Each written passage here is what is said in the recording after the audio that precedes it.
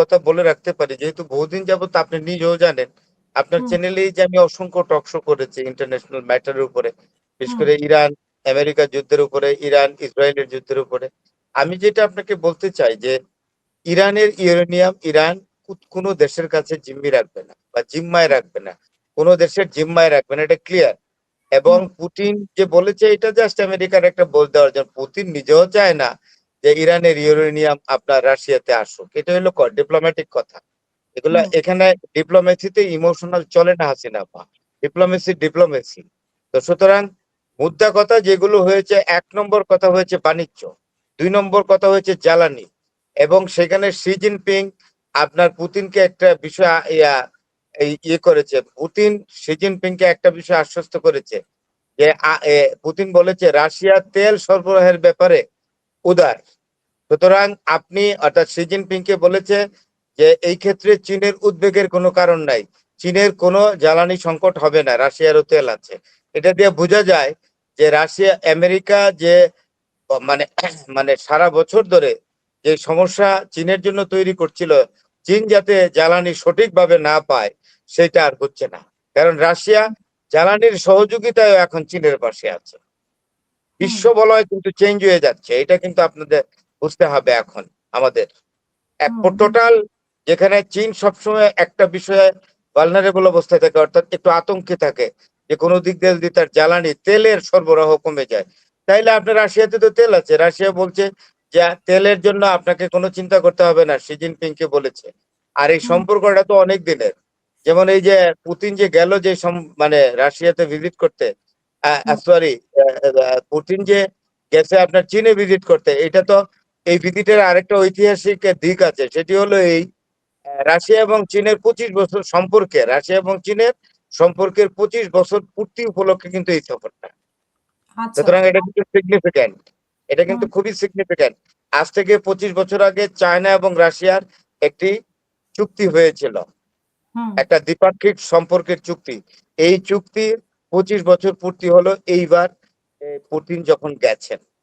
এটা মনে রাখতে হবে। আরেকটি জিনিস আপনাকে ক্ল্যারিফাই করি, এখানে অনেকে অনেক ফেরকা ঘটাচ্ছে, এগুলো ঠিক না। এটা হুম, হলো অনেকে বলে চীনের ভাইস প্রেসিডেন্টকে দিয়ে তো ট্রাম্পকে রিসিভ করানো হয়েছে, আর এখানে ওয়াং ইকে দিয়ে করানো হয়েছে ফরেন মিনিস্টার চীনের। তাহলে পদে তো বড় ভাইস প্রেসিডেন্ট নো, চীন চালায় কমিউনিস্ট পার্টি। চীন কিন্তু গণতান্ত্রিক দেশ না, ইট ইজ এ কমিউনিজম আছে এখানে। পলিট বড়ু চালায়, যে হুম, পলিট বড়ুতে যে যেই যার যেই বড় পদ সেই হলো সবচেয়ে গুরুত্বপূর্ণ নেতা। এখানে ওয়াং ই শুধু চীনের পররাষ্ট্রমন্ত্রী নন, তিনি হাতে গোনা কয়েকজন পলিট বড়ু সর্বোচ্চ পর্যায়ের নেতা। তাই তার পোর্টফোলিও কমিউনিস্ট পার্টির সেন্সে, চীনের রাষ্ট্র ব্যবস্থার বিবেচনায় আপনার ওয়াং ইর পজিশন পলিট ব্যুরোর উচ্চ পর্যায়ের সদস্য হিসাবে সেটা অনেক বেশি। সেই জন্যই আপনার পুতিনকে এই ওয়াং ই দ্বারা রিসিভ করানো হয়েছে। তাইলে এই রিসিপশনটা ডোনাল্ড ট্রাম্পের রিসিপশনের চেয়ে বেশি সিগনিফিক্যান্ট। আর হুম, আরেকটি জিনিস হচ্ছে বাণিজ্য। আপনি জানেন তো চীন কিন্তু চীনকে কিন্তু উপর্যুপরি ব্লক করেছে, মানে আমেরিকা, হুম, সরি, ট্রেড ব্লকিং দিয়েছিল। হুম, তারপরে চীনকেও কিন্তু স্যাংশন দিয়েছিল, ইকোনমিক স্যাংশন চীনকে। হুম, এই স্যাংশন গুলা কিন্তু তেমন কোনো কাজে আসে নাই। আপনাকে একটা জিনিস খবর দেই, একটা আনন্দের খবর, যে আমেরিকা আগে মনে করতো যে আমেরিকা যেই দেশের উপরে অর্থনৈতিক নিষেধাজ্ঞা দেবে সেই দেশের অর্থনীতির মেরুদণ্ড একেবারে ভেঙে যাবে। এটা কিন্তু প্রমাণিত হয় নাই, এটা কিন্তু ভুল প্রমাণিত হয়েছে। আপনাকে বলি 2022 সাল থেকে যে সকল দেশ আমেরিকার আপনার ইকোনমিক স্যাংশনের মুখোমুখি হয়েছে তারা আরো বেশি অর্থনৈতিক উন্নতি লাভ করেছে। যেমন 1 নম্বর চীন, 2 নম্বর রাশিয়া, 3 নম্বর ইরান। তাইলে বোঝা গেল এখন বর্তমানে যে 2022 সাল থেকে এখন পর্যন্ত আর আমেরিকার যে অর্থনৈতিক এম্বার্গো, নিষেধাজ্ঞা, স্যাংশন, এগুলো আর কোনো কাজে আসছে না। যে সকল দেশে স্যাংশন দেয় সেই সকল দেশ আরো অর্থনৈতিক ভাবে বেশি উন্নতি লাভ করে।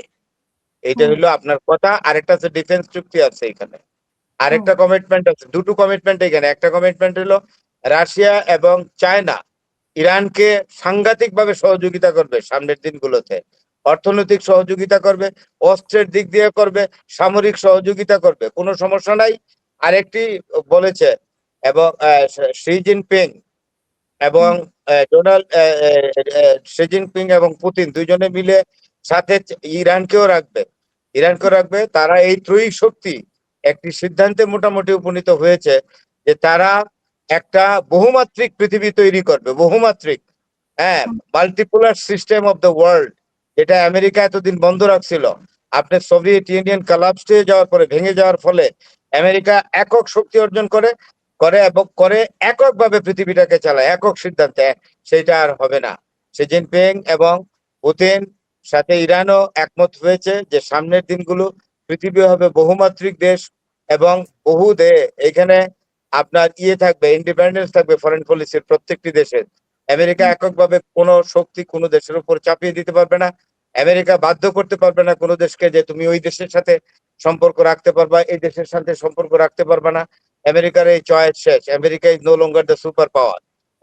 আমেরিকাকে China and Russia do not care for America. Even Iran does not care for America at all.